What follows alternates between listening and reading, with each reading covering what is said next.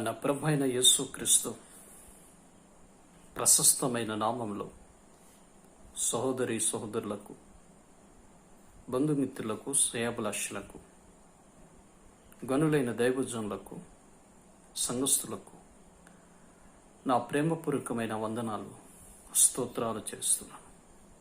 మరొక తరుణం దేవుడు నాకు ఇచ్చిన ఈ సమయాన్ని బట్టి నేను ప్రభువుని స్తుతించేవాడనై ఉన్నాను. కొన్ని నిమిషాలు దేవుని సన్నిధిలో మనం గడుపుదాం. ఇర్మియా గ్రంథములో ఒక శ్రేష్టమైన మాట మీతో నేను పంచుకోవాలని ఆశిస్తూ ఉన్నాను. ఇర్మియా గ్రంథములు అంటాడు 39 మీరు 17లో చూడగలిగితే ఒక శ్రేష్టమైన మాట అక్కడ రాస్తాడు. ఏమని అంటే ఆయన అంటాడు, చూడండి, ఆ దినమున ఇర్మియాతో మాట్లాడుతున్నాడు, నేను నిన్ను విడిపించేదను. గమనించండి, నీవు భయపడకు. కింద అంటాడు 18వ వచనములో, నీవు నన్ను నమ్ముకుంటేవి కనుక నిశ్చయముగా నేను నిన్ను తప్పించేదను. ఈ లేఖనాల్లో మనం చూడగలిగితే ఇక్కడ 2 విలువైన మాటలు దేవుడు ఇర్మియాతో మాట్లాడుతున్నాడు. ఒకటి, నీవు నన్ను నమ్ముకున్నావు గనుక నేను నిన్ను తప్పిస్తాను. ఎక్కడి నుంచి తప్పిస్తాడు అనంటే, ఇర్మియా బందీ గృహంలో ఉన్నాడు. అంతకుముందు మనం చూడగలిగితే నీళ్లు లేని ఒక ఊబులో తాళ్ళుతో ఇర్మియాను దింపేశారు. భయంకరమైన పరిస్థితి ఇర్మియా అనుభవిస్తున్నాడు. అటువంటి సందర్భంలో ఉన్నప్పుడు ఇర్మియా ద్వారా దేవుడు మాట్లాడుతూ ఉన్నాడు, నువ్వు భయపడకు. ఆలోచించండి, నువ్వు భయపడకు. ఎందుకని అంటే, నీవు నన్ను నమ్ముకున్నావు కనుక నేను నిన్ను తప్పించేదను.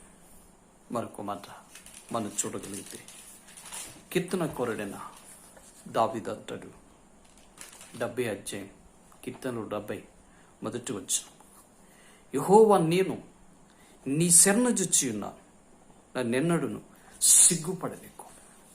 ఒకటి, మనం సిగ్గుపడకుండా ఉండాలి అంటే ఇక్కడ భక్తుడైన దావీదు అంటాడు, నేను నీ శరణుజొచ్చాను, నన్ను ఎన్నడూ కూడా సిగ్గుపడలేకు, నువ్వు సిగ్గుపడనిచ్చేవాడు కాదు అని ఈ లేఖనాల్లో మనం చూస్తున్నాం. నా ప్రియమైన సోదరుడా, ఈ భయంకరమైన పరిస్థితిలో దేవుడు నిన్ను తప్పించాలి అంటే, దేవుడు నిన్ను కాపాడాలి అంటే, ఏ స్థితిలో ఎలా ఉంటే కాపాడతాడనేది లేఖనములోంచి కొన్ని విషయాలు మీతో నేను పంచుకోవాలని ఆశిస్తూ ఉన్నాను. దేవుడు అంటాడు, నీవు నన్ను నమ్ముకున్నావు. అవునండి, మన దేవుణ్ణి నమ్ముకునేవారిగా ఉండాలి తప్ప అమ్ముకునేవారిగా ఉండకూడదు. బైబిల్లో నమ్ముకున్న వాళ్ళు ఉన్నారు, యేసుప్రభువుని నమ్ముకున్న వాళ్ళు ఉన్నారు. ఆలోచించుకోమని మనం చేస్తున్నాం. ఏ కేటగిరీలో మనం ఉన్నాం అనేది మనమే పరిశోధన చేసుకుందాం. దేవుడు నిన్ను తప్పించాలి అంటే మనం దేవుణ్ణి నమ్ముకునేవారిగా మనం ఉండాలి అనే విషయాన్ని మీకు జ్ఞాపకాన్ని తీసుకొస్తున్నాం. ఒకరోజు మీరు యెషయా గ్రంథం 37:10 చూడగలిగితే ఒక విలువైన మాట రాస్తాడు. ఒకరోజు అస్సూరియా రాజు హిజ్కియాకు ఒక ఉత్తరం రాస్తాడు. ఉత్తరం రాసి ఆ ఉత్తరంలో అంటాడు, నీవు నమ్ముకున్న దేవుడు నిన్ను రక్షించగలడా? నువ్వు ఆరాధిస్తున్న దేవుడు నిన్ను కాపాడగలడా? ఆలోచించండి. నువ్వు నమ్ముకున్న దేవుని వల్ల నువ్వు మోసపోకు సుమా అని యెషయా గ్రంథంలో 37:10 మనం చూడగలుగుతున్నాం. ఆయన అంటాడు, ఇదిగో నేను, నా గురించి నీకు తెలుసు కదా, మహాక్రూరుడును అని తనకు తాను పరిచయం చేసుకుంటున్నాడు. ఆ ఉత్తరంలో నేను ఎన్ని పట్టణాలు పాడు చేశాను అని తనకు దాన్ని వ్యక్తిగతంగా దేవుని గురించి తక్కువ అంచనేస్తున్నాడు. దేవుని యొక్క బలం, దేవుని యొక్క శక్తి, దేవుని మహిమేశ్వర్యాన్ని మన రాజు చాలా ఇర్మియాని చూసి ఆలోచన చేస్తే, లేకపోతే ఇక్కడ మనం చూస్తే ఒక శ్రేష్టమైన మాట హిజ్కియా రాజుతో మాట్లాడుతున్నాడు. ఇదిగో నీవు నమ్ముకున్న దేవుడున్నడే, నా చేతిలోంచి నిన్ను కాపాడగలడా, నా చేతిలోంచి నిన్ను రక్షించగలడా అని ఉత్తరం రాశాడు. మరి అయ్యారు ఆ ఉత్తరాన్ని తీసుకుని పోలీస్ స్టేషన్కి వెళ్ళినట్టు కానీ, సంఘ పెద్దల యొద్దకు వెళ్ళినట్టు కానీ, రాజకీయ నాయకుల యొద్దకు వెళ్ళినట్లు కానీ మనం ఎక్కడా చూడలేము. ఆయనకున్న గుణలక్షణం ఏంటి అంటే తిన్నంగా యెహోవా మందిరంలోకి వెళ్ళిపోయాడు.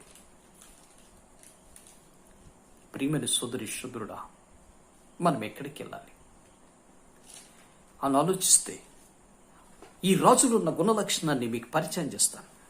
ఈయన తిన్నంగా దేవుని మందిరములకు వెళ్ళాడు. దేవుని మందిరములో ఉన్న శక్తి ఏంటో, దేవుని మందిరములో ఉన్న ఐశ్వర్యం ఏంటో, దేవుని యొక్క బలం ఏంటో, దేవుని యొక్క శక్తి ఏంటో ఎరుగున్నవాడు గనుక తిన్నంగా మందిరంలోకి వెళ్ళి మోకరించి ఆ ఉత్తరాన్ని చింపి దేవుని విజ్ఞాపన చేస్తున్నాడు, లేకపోతే దేవునికి ప్రార్థన చేస్తున్నాడు. సైన్యముల అధిపతి అయిన యెహోవా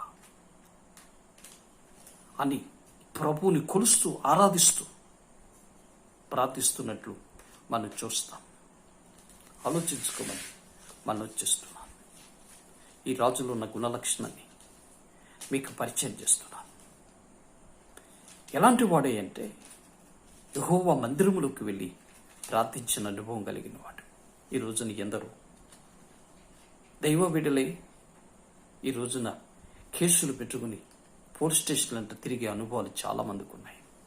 నా ప్రియమైన సోదరుడా, ఒక క్రైస్తవుడుగా, ఒక దేవుని నమ్మిన బిడ్డగా, దేవుని ఆరాధిస్తున్నవాడిగా మనం స్థితిగతులు ఎలా ఉన్నాయి, ఏ స్థితిలో మనం ఉన్నామనేది మనమే పరిశోధించుకోమని కూడా నేను మనవి చేస్తున్నాను.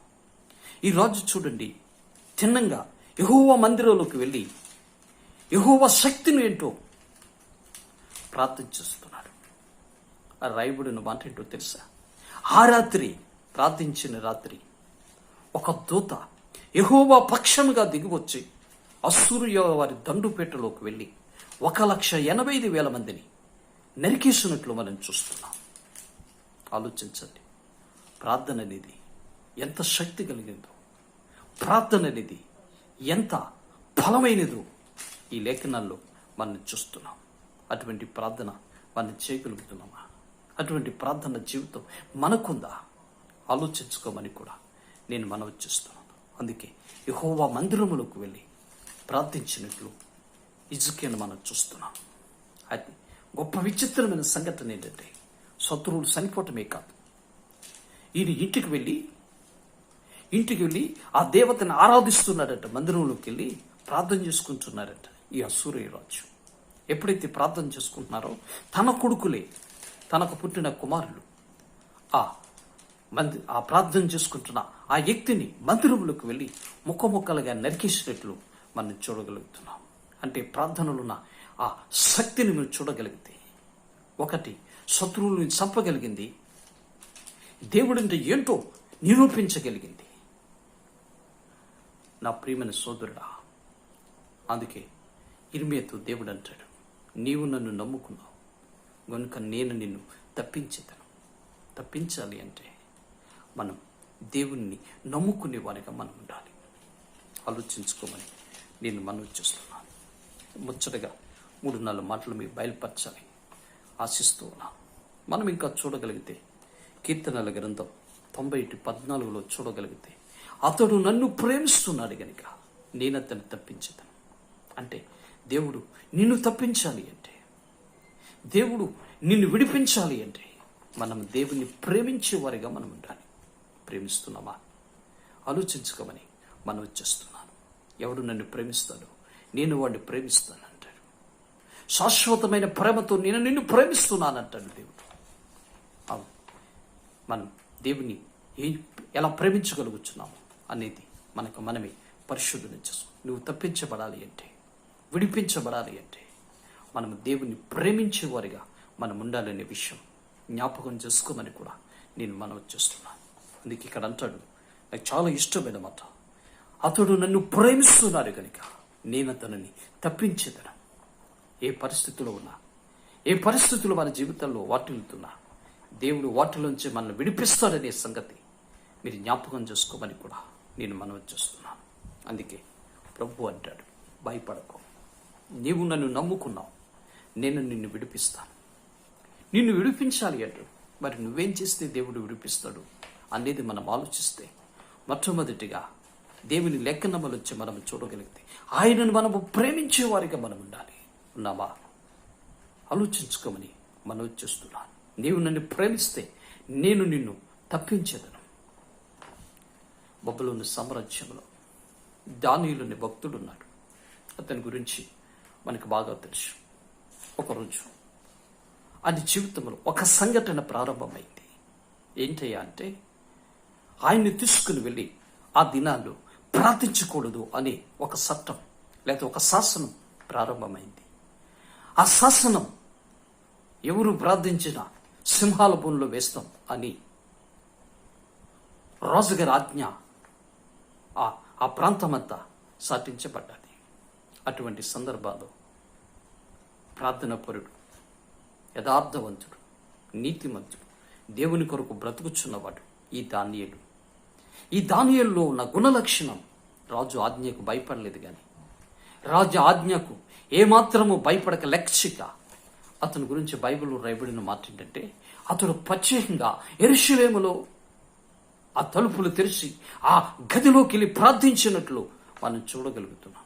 అంటే ఈ దానియేలులో ఉన్న గుణలక్షణం ఏ మాత్రం ఆలోచించండి. మనుషులు లెక్క చేయలే. యేసు ప్రభు అంటే ఏంటో తెలుసు, ఆయన శక్తి అంటే ఏంటో తెలుసు, ఆయన మహిమైశ్వర్యం అంటే ఏంటో తెలుసు. ఎరుగున్నవాడు కనుక యేసు ప్రభుని ఈ శ్రమలోంచి తప్పించగలడు, సమర్థుడని విశ్వసించాడు దానియేలు. అందుకే మనం చూస్తే దానియేలుని తీసుకెళ్లి సింహాల బోనులో వేశారు.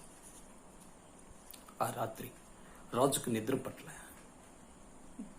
చీకటి పడకముందే రాజు సింహాల బోను యొద్దకెళ్ళి దుఃఖరహితముతో అంటున్నాడు, దానియేలు, నువ్వు సేవిస్తున్న దేవుడు, లేకపోతే నువ్వు ఆరాధిస్తున్న దేవుడు నిన్ను విడిపించగలడా, నిన్ను కాపాడగలడా అని ఎంత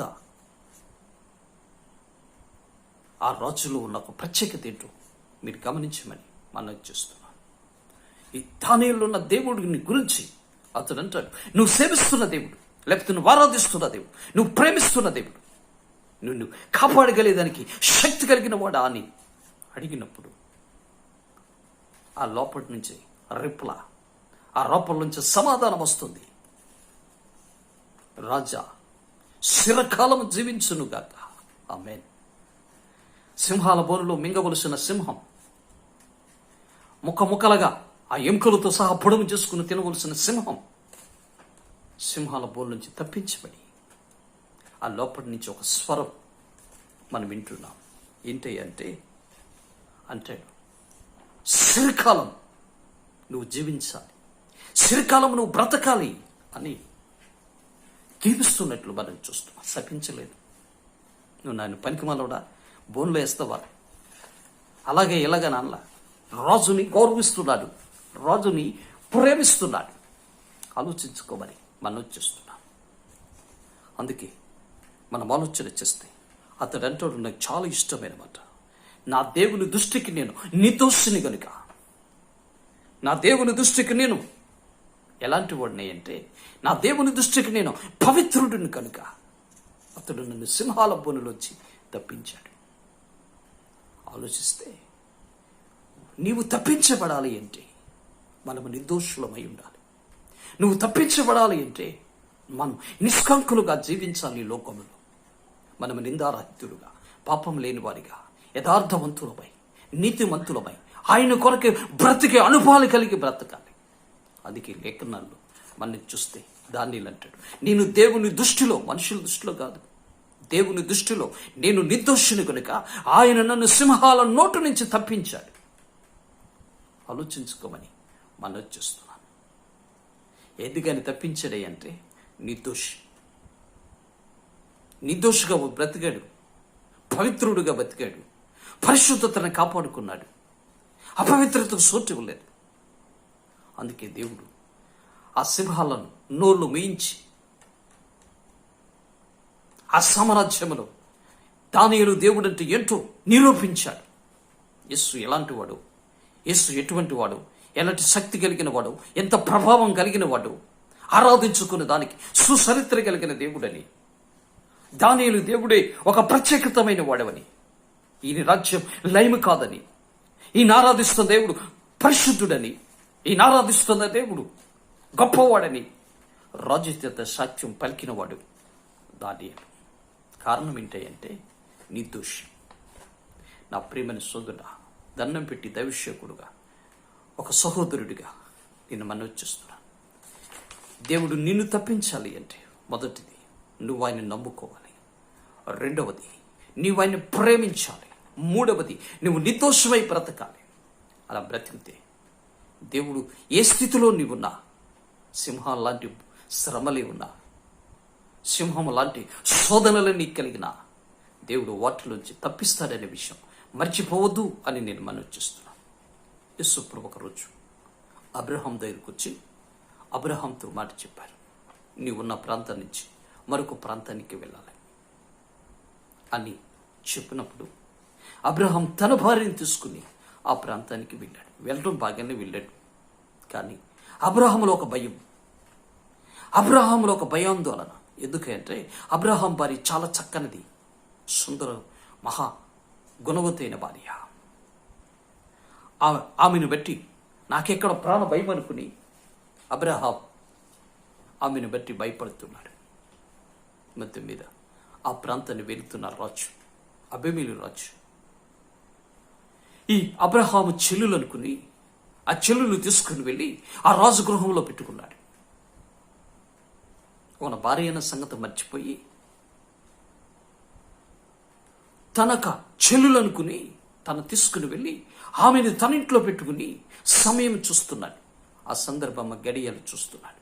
ఏ రోజు ఆమె ఎద్దుకు వెళ్ళాలి, ఆమెను భార్యగా చేసుకోవాలి, ఇంత అందమైన భార్య, ఇంత చక్కనిది అని చెప్పి ఎదురు చూస్తున్నాడు రాజు. కానీ ఆ రాత్రి నా ప్రభు అబీమెలెకు రాజుతో మాట్లాడుతున్నాడు. ఇదిగో నువ్వు తీసుకొచ్చవే ఆమె ఉంది, ఆమె ఒకని భార్యే కాదు, ఆమె పవిత్రమైనది, నిర్దోషమైనది అని ఆ రాజుతో మాట్లాడుతుంటే స్వప్నంలో భయపడిపోతున్నాడు. ఇప్పుడు భయపడటమే కాదు, ఆలోచించండి.